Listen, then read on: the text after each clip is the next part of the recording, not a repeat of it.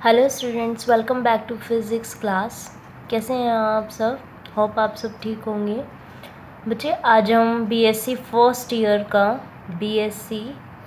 Year का जो हमारा पेपर 1 हम कर रहे हैं, ठीक है, उसकी फर्स्ट यूनिट इलास्टिसिटी वाली जो चल रही है उसके अंदर आगे कंटिन्यू कर रहे हैं, ठीक है बच्चे। उसके अंदर पेपर के अंदर हमने ये कांस्टेंट्स हमने सारे पढ़ लिए थे। यंग मॉडुलस क्या होता है, बल्क मॉडुलस क्या होता है, मॉडुलस ऑफ रिजिडिटी क्या होता है, और पॉइजन रेशियो। ये चारों के चारों मैंने आपको एक ही लेक्चर के अंदर करवा दिया था, राइट। अब हम जो करने जा रहे हैं वो उन चारों रिलेशंस के मतलब उन चारों कांस्टेंट के अंदर क्या रिलेशनशिप है, क्या एक ऐसा फॉर्मूला है जिससे अगर हमें मतलब इन तीनों के बीच में या कोई भी कांस्टेंट्स हैं उनके बीच में रिलेशनशिप पता चल सके। तो आज के लेक्चर के अंदर हमें क्या करना है बच्चों, वही रिलेशनशिप ही क्या करनी है, फाइंड आउट करनी है, ठीक है।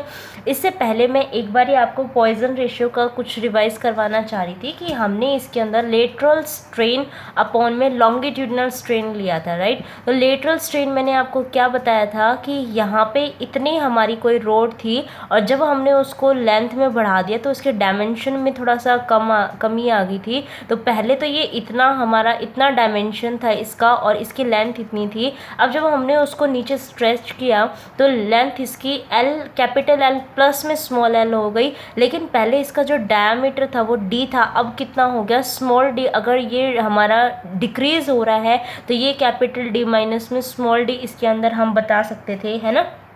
तो ये जो हमारी कंट्रैक्शन आई है इसको हमने बीटा बोला था और ये जो इंक्रीमेंट हुई है लेंथ में उसको हमने अल्फ़ा बोला था, ठीक है। तो जो हमारा लेटरल स्ट्रेन है वो इसकी यही कंट्रैक्शन अपॉन में ओरिजिनल वाली चीज़ ही तो बता रहे थे कि कितना उसके डायमीटर में कमी आई, अपॉन में कितना ओरिजिनल डायमीटर था, अपॉन में कितना लॉन्गिट्यूडनल स्ट्रेन कितना आपका इंक्रीज किया और ओरिजिनल कितना था उसमें, ठीक है। तो हमने यही किया था। तो आपका जो सिग्मा होता है बच्चे वो कितना हो जाएगा, बीटा बाई अल्फा हो जाएगा, ठीक है। तो क्योंकि हम इसके अंदर कॉन्ट्रैक्शन को बीटा से डिनोट कर रहे हैं और लॉन्गिट्यूडनल जो इंक्रीमेंट हो रही है किसी लेंथ में या लेंथ में जो इंक्रीमेंट हो रही है उसको अल्फा से डिनोट कर रहे हैं, ठीक है। तो अब जो हम करेंगे इसके अंदर तो इन्हीं अल्फा और बीटा को ही डिनोट करते हुए इस पूरे जो आपका वाई के एंड सिग्मा क्या है पॉइजन रेशियो, के क्या है बल्क मॉडुलस और वाई क्या है यंग मॉडुलस, ठीक है। इन तीनों के अंदर हमें क्या करना है, रिलेशनशिप फाइंड आउट करनी है, करेक्ट। तो अब ये करने के लिए मैंने क्या किया बेटा, एक क्यूब बना दिया जिसके अंदर उसके ये वाली जो वो है वो आपका ABCD है और ये मैंने क्या कह दिया कि ये मेरा PQRS है, ठीक है। तो अब देखो बेटा इसके अंदर हम क्या कर सकते हैं, एक एक साइड में करके उसके ऊपर टेंशन अप्लाई कर सकते हैं, ठीक है। अगर मैं एक साइड के ऊपर टेंशन अप्लाई कर रही हूँ तो उसके जो परपेंडिकुलर साइड है वो क्या हो जाएंगे, स्ट्रेच हो जाएंगे, क्योंकि लेंथ सिर्फ जिसके ऊपर आप फोर्स लगा रहे हो जिस साइड में सिर्फ वही लेंथ इंक्रीज करेगी और क्या होगा, स्ट्रेच। जैसे आप इसमें देख रहे हो इसमें तो नीचे एक्स डायरेक्शन में ही खींच रहे थे ना, तो जो एक्स लेंथ एक्स डायरेक्शन में आपकी वो हुई वही क्या कर रही थी, सिर्फ इंक्रीज कर रही थी। ये वाली साइड तो क्या हो रही थी, डिक्रीज कॉन्ट्रैक्ट हो रही थी। तो इसका मतलब क्या हो, क्योंकि लेंथ कोई ना वैसे कहीं से तो वो अब आपने इसकी लेंथ बढ़ाई तो डायमीटर को कम होना पड़ा, ठीक है। ऐसे ही अगर इसके अंदर आप इस तरीके से फोर्स लगा रहे हो तो यूँ कोई ना इसकी लेंथ बढ़ जाएगी और ये चीज़ें एज इट इज़ रहेंगी, ऐसा तो नहीं होगा। ये जो परपेंडिकुलर साइड्स होंगी आपकी वाई और जेड के अंदर, जो आपका अगर ये 3D फिगर देखिए तो 3D फिगर के अंदर अगर एक्स डायरेक्शन में आप फोर्स लगा रहे हो तो वाई जेड को कंट्रैक्ट होना पड़ेगा, ठीक है। तो उसके अंदर क्या आएगी, कॉन्ट्रैक्शंस आएंगी। इसी तरीके से अगर मैं वाई एक्सिस में कोई फोर्स लगाऊंगी तो जो प्लेन्स होंगे मेरे एक्स और जेड के उनको कॉन्ट्रैक्ट होना पड़ेगा, ठीक है। इसी तरीके से अगर मैं कोई फोर्स आपका जेड डायरेक्शन में करूंगी तो जेड डायरेक्शन में करने के लिए एक्स और वाई में कॉन्ट्रैक्शन लेके आनी पड़ेगी, ठीक है। तो अभी जितना बताया है मैंने उसको लिख लेते हैं, ठीक है। Let us consider a cube ABCD PQRS of side L, let its face be subjected outward tension, subjected to outward tension. कौन कौन से उसमें ले रहे हैं? फोर्स Tx पर unit area acting parallel to X axis. अब मैं एक फोर्स लगा रही हूँ जो कि किसके ऊपर है? आपकी Tx डायरेक्शन के अंदर है। यहाँ पे मैंने इस डायरेक्शन में एक फोर्स लगाया है जो कि एक्स एक्सिस के पैरेलल है, ठीक है। तो इसके जो परपेंडिकुलर प्लेन्स बनेंगे एक्स एक्सिस के, उस पे इस टेंशन के जो परपेंडिकुलर प्लेन्स बनेंगे, ठीक है, वो क्या हो जाएंगे? उनके अंदर कॉन्ट्रैक्शन आएगी। लेकिन अभी मैं जस्ट ये बता रही हूँ कि मैं एक फोर्स लगा रही हूँ Tx जो एक्स डायरेक्शन के तो पैरेलल है, और इसके जो साइड्स परपेंडिकुलर होंगे उनके वो ये टेंशन क्या होगी? उन दोनों सरफेस के परपेंडिकुलर होगी, ठीक है। तो this x axis and perpendicular to face BCRQ, अगर इसके उसमें कर रहे हैं, ठीक है, तो ये हमारी क्या हो जाएगी? इस एक्सिस के उसमें परपेंडिकुलर हो जाएगा, ठीक है, क्योंकि एकदम इसके ऊपर लग रहा है तो इस फेस के परपेंडिकुलर लग रहा है। एक्स एक्सिस के तो इस एक्सिस के तो क्या हो गया? अलोंग हो गया, ठीक है, लेकिन एकदम से इसके ऊपर लग रहा है तो इस प्लेन के तो परपेंडिकुलर हो गया ना, इस प्लेन के ऊपर परपेंडिकुलर होगा और साथ में इस प्लेन के ऊपर परपेंडिकुलर होगा, ठीक है। अब जैसे मान लो ये एक है, ठीक है, तो अगर मैं ऐसे करूंगी तो ये पैरेलल प्लेन्स हो गए, लेकिन मैं यूँ कह दूँ कि ये मेरी दूसरी साइड थी और इसके ऊपर ऐसे मैं ये लगा रही हूँ, तो इसका मतलब इस सरफेस के ऊपर तो परपेंडिकुलर है ये, ठीक है। तो अगर मैं यहाँ से इसमें कर रही हूँ तो ये एक्स डायरेक्शन के तो पैरेलल हो गया, लेकिन ये क्यूब की साइड और ये वाली साइड, ये जो आपस में इस तरीके से है, इन पे तो ये क्या हो गया? इसके तो ये परपेंडिकुलर हो गया ना बेटा, तो इन दोनों के क्या हो जाएगा? ये परपेंडिकुलर हो जाएगा, ठीक है। तो आप लिखोगे to the this side and ADSP, ठीक है। दूसरा फोर्स TY पर unit area acting parallel to Y axis. अब Y एक्सिस के अलोंग अगर मैं कोई फोर्स लगा रही हूँ तो आप क्या कहोगे कि मैम ये वाला और ये वाला इस पे क्या हो जाएगा? ये परपेंडिकुलर हो जाएगा, ठीक है। तो अगर मैं Y एक्सिस के पैरेलल ले रही हूँ तो ये परपेंडिकुलर होगा ABCD एंड PQRS फेस के। फोर्स TZ पर unit area acting parallel to Z axis. अगर Z एक्सिस के है तो इसके साइड में जो इसके अपोजिट बनती हुई साइड्स आएंगे उनके परपेंडिकुलर हो जाएगा, ठीक है। तो perpendicular to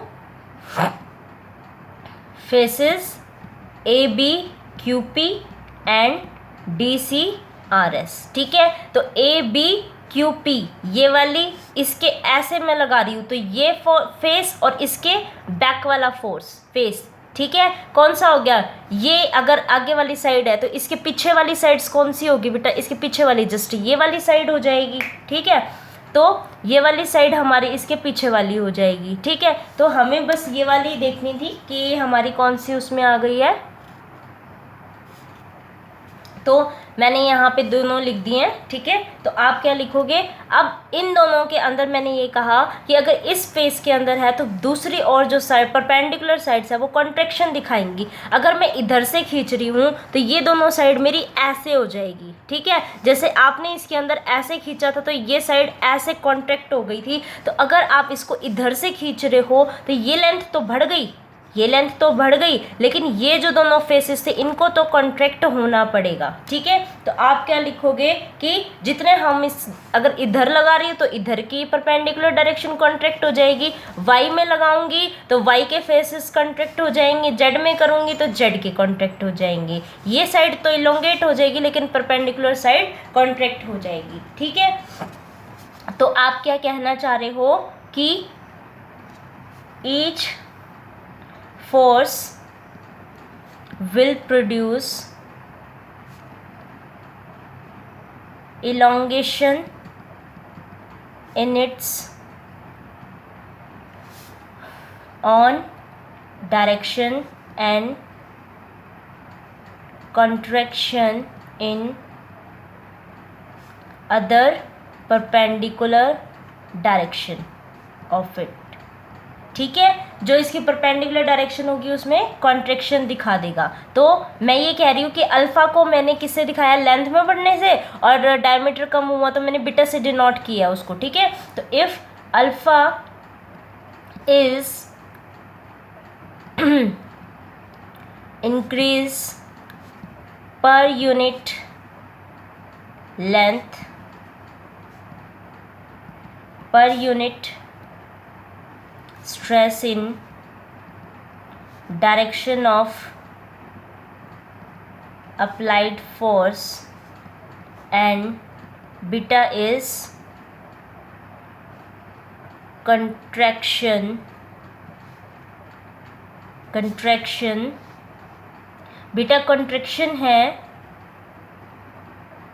produced per unit length per unit stress in a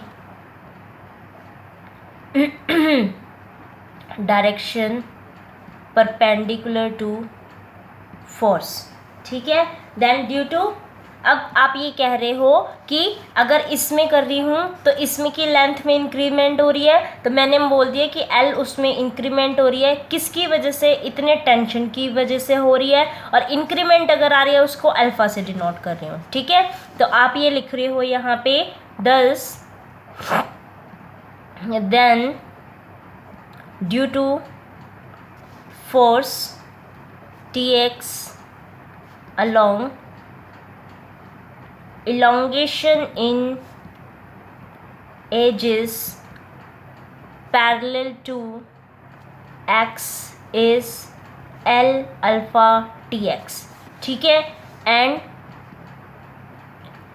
contraction कितनी हुई परपेंडिकुलर एजेस में is equal to L beta tx। ठीक है, तो अब देखो, अब इसके अंदर बताना है, सपोज मैंने आपकी DC लेंथ लिया है। ठीक है, तो DC किसके अलॉन्ग है, x एक्सिस के अलॉन्ग है। ठीक है, तो DC x एक्सिस के अलॉन्ग है, तो x में तो इंक्रीमेंट आ जाएगी। कैसे, पहले L लेंथ थी, L के अंदर L अल्फ़ा tx और ऐड हो गया। ठीक है, लेकिन इसी की वजह से अगर यहाँ फोर्स लग रहा है तो इसके अंदर कितनी हुई, पहले L लेंथ थी, अब L बीटा tx इसकी वजह से ये कॉन्ट्रैक्ट हो गई, तो L माइनस में L बीटा tx आएगा। इसी तरीके से इसमें भी कॉन्ट्रैक्शन आ जाएगी। ठीक है, तो ये वाली साइड DC है और x के अलॉन्ग हम फोर्स लगा रहे थे, तो DC, DS और DA के ऊपर क्या फ़र्क पड़ा ये लिख रहे हैं हम। ठीक है, तो DC कितना हो गया, पहले लेंथ L थी, अब DC x एक्सिस के अलॉन्ग है तो उसमें इंक्रीमेंट होगा कितने में, L अल्फ़ा tx का। ठीक है, तो यहाँ से हम इसको बोल सकते हैं L मैंने कॉमन ले लिया, 1 प्लस में अल्फ़ा tx, करेक्ट। अब ds के उसमें लिया है, तो ds और dA दोनों बता रही हूँ अब मैं, ds y axis, dA z axis. तो ds y एक्सिस में तो कॉन्ट्रैक्शन होएगी, पहले लेंथ L थी, अब लेंथ में L बीटा tx का कॉन्ट्रैक्शन आया तो माइनस साइन लगा दिया, तो ये 1 माइनस में कितना हो गया, बीटा tx हो गया। ठीक है, इसी तरीके से A साइड पे कितना हो गया, L माइनस में L बीटा tx, जो कि कितना हो गया, L इंटू में 1 माइनस में बीटा tx हो गया। ठीक है, इतना समझ में आया। अब बेटा ये जो हमने लगाया था ये तो मैंने सिर्फ x का बताया है, लेकिन अगर मैं y और z को सिमिलर उसी टाइम के ऊपर मैं इसको लगाऊं, सिमिलर उसी टाइम पे उसको, इस फोर्स को लगाऊं उसके ऊपर, और फिर बाद में क्या करूं, तीनों को कंबाइन कर दूं, तो क्या होगा, इसी के अंदर इस x इसके ऊपर इस टाइम पे x में इंक्रीमेंट हो रही है, लेकिन y z की वजह से जैसे यहाँ लिखा है यहाँ पे डिक्रीमेंट भी दिखानी पड़ेगी, ठीक है, कंट्रैक्शन भी दिखाना पड़ेगा। यहाँ पे ds y के अलॉन्ग है तो x में तो कंट्रैक्शन आ रहा है, z में भी कंट्रैक्शन, लेकिन y में तो इलोंगेशन है, तो वहाँ पे वो चीज़ दिखानी पड़ेगी। सिमिलरली z में, ठीक है, तो आप लिखोगे exactly in same way when force applied in y and z axis, then when all the forces are acting simultaneously,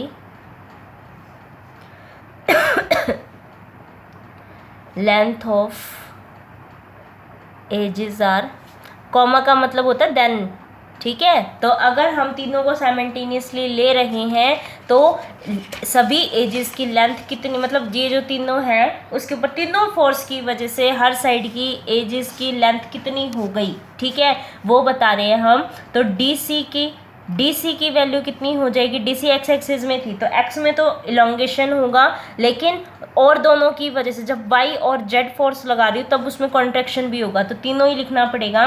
तो एल 1 प्लस में अल्फ़ा टी एक्स, ये तो हमारी एक्स डायरेक्शन की फोर्स की थी, लेकिन जब वाई और जेड में लग रहा था उस टाइम पे कॉन्ट्रैक्शन था, तो बीटा टी वाई माइनस में बीटा टी जेड, ठीक है।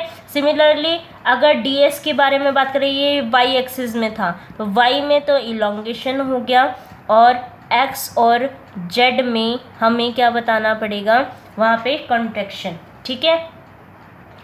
और तीसरे उसमें 1 प्लस में अल्फ़ा टी जेड माइनस में बीटा, यहाँ टी एक्स माइनस में बीटा टी वाई। क्यों? क्योंकि फोर्स जब हम टेंशन फोर्स लगा रहे हैं वाई और एक्स एक्सिस में, उस टाइम पे जेड एक्सिस के अंदर कॉन्ट्रैक्ट, जब जेड की उसमें है तो जेड में इलोंगेशन करेंगे तो इन दोनों में कॉन्ट्रैक्शन आ जाएगा, ठीक है। तो अब तीनों साइड का वॉल्यूम बेटा, अगर क्यूब है, क्यूब में तो तीनों साइड का ही मल्टीप्लिकेशन करना पड़ेगा, तो जो आपका न्यू वॉल्यूम आएगा, न्यू वॉल्यूम किससे आएगा, जो डी सी और डी एस और डी ए का न्यू साइड वाला है वो हमें वहाँ पे उसकी लेंथ बतानी पड़ेगी, ठीक है। तो ये जो वैल्यूज़ आई हैं इनको यहाँ पे पुट कर देंगे, पुट करेंगे तो ये तीनों मल्टीप्लाई में है तो इनका तो क्यूब हो गया, एल का क्यूब, ठीक है, एल का क्यूब हो गया। और यहाँ से कितना हो जाएगा, ये 1 प्लस में टी एक्स प्लस में T Y plus T Z, ठीक है। इसके अंदर से अल्फ़ा कॉमन आ गया और ये तीनों प्लस में हो गए, ठीक है। और माइनस में 2 टाइम्स बीटा हो गया, और यहाँ से ये कितना आ गया आपका, यही कॉमन आ जाएगा 2 टाइम्स बीटा करके T X T Y T Z, T X plus T Y plus में टी जेड, ठीक है। सभी दो बार आ रहे हैं, इसमें एक्स भी 2 बार है, वाई भी 2 बार है और जेड भी 2 बार है, तो मैंने 2 टाइम्स उसको कॉमन कर दिया, ठीक है। तो अब हमारे पास ये कितना आ गया, एल का क्यूब 1 प्लस में अल्फ़ा माइनस में 2 बीटा, और यहाँ पे ये कितना आ गया, टी एक्स प्लस में टी वाई प्लस में टी जेड। इतना क्लियर है आप लोगों को, ठीक है। तो अब देखो बेटा, यहाँ पे इतना तो हमारा आ गया, लेकिन अगर मैं ये कह दूँ कि ये जो तीनों मैंने टेंशन फोर्स लगाए हैं ये मेरे तीनों इक्वल है, मतलब मैंने तीनों साइड पे जो फोर्स लगाए हैं तीनों मेरे इक्वल है, तो मैं उसको टी मान लेती हूँ। टी मान लूँगी तो जो मेरा वॉल्यूम है, न्यू वॉल्यूम मेरा कितना हो जाएगा, टी होने की वजह से टी क्यूब 1 प्लस में 3t और यहाँ पे अल्फ़ा माइनस में 2 बीटा, ठीक है। तो अब आपको क्या बताना है, वॉल्यूम स्ट्रेन। तो वॉल्यूम स्ट्रेन क्या होता है, जितने लेंथ में चेंज आई है वो लिख दो अपॉन में जो ओरिजिनल लेंथ थी, ठीक है। तो अब ये वॉल्यूम के उसमें बताना है, तो पहले वॉल्यूम में कितना चेंज आया अपॉन में ओरिजिनल वॉल्यूम, ठीक है। मैंने अभी पहले लॉन्गिट्यूडनल के उसमें, अब वॉल्यूम उसमें, तो वॉल्यूम कितना चेंज आया, न्यू वॉल्यूम जितना हुआ उतना ही तो चेंज आया था, 1 प्लस में 3t और ये हो जाएगा इसी के उसमें अल्फ़ा माइनस में 2 बीटा, और डिवाइडेड में ये कितना हो जाएगा, पहले वॉल्यूम L था क्योंकि साइड हमने बोली है कि वो जो हमने क्यूब कंसीडर किया है ये वाला क्यूब, इसकी हर साइड कितनी है, L है। ठीक है, तो इसकी साइड L है तो L का क्यूब, L के क्यूब से L के क्यूब कैंसिल हो जाएगी, और वॉल्यूम स्ट्रेन आपके पास कितना आया, 3T। एक मिनट, ये 1 तो अब आएगा ही नहीं, इसमें तो आएगा, जब हम इसके लिए लेंगे तो ये 1 नहीं आएगा।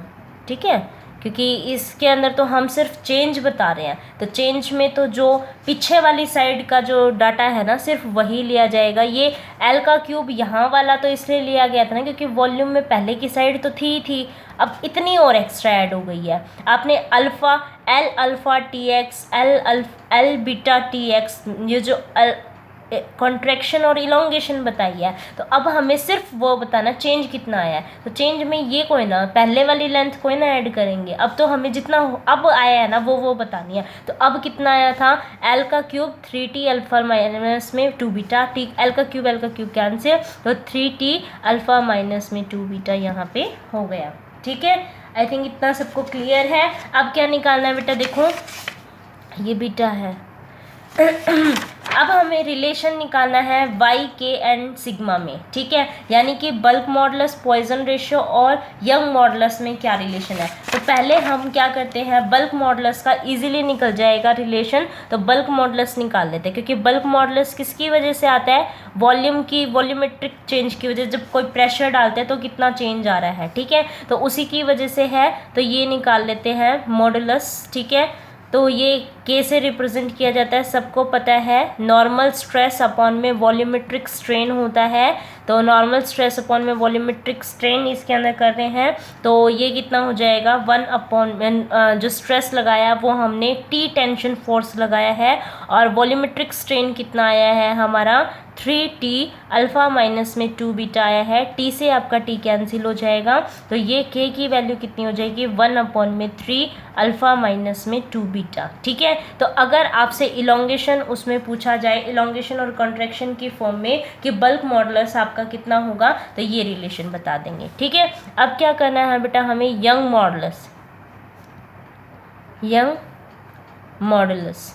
ठीक है, यंग मॉडुलस का फॉर्मूला क्या होता है, नॉर्मल स्ट्रेस अपॉन में लॉन्गिट्यूडनल स्ट्रेन। ठीक है, नॉर्मल स्ट्रेस अपॉन में लॉन्गिट्यूडनल स्ट्रेन, तो मैं क्या कर सकती हूँ इसको कि लॉन्गिट्यूडनल स्ट्रेन अपॉन में, मैं इसके अंदर नॉर्मल स्ट्रेस की वजह से खाली एक स्ट्रेस भी तो लिख ही सकते हैं, तो लेंथ में चेंज आ गया, अपॉन में कोई स्ट्रेस लगा रहे थे जिसकी वजह से लेंथ में चेंज आया। तो पॉइजन रेशियो के अंदर बेटा आपने एक चीज़ ध्यान दी थी कि हमने इसके अंदर क्या किया था, ये हमारी पहले वाली थी, और मतलब पहले वाली थी और अब इंक्रीज़ किया तो ये इतना आ गया, तो ये L हमारे पास हो गया, पहले इतना था, तो ये जो आपकी इंक्रीमेंट आई है ना L/L, उसको आपने क्या बोला है, अल्फ़ा।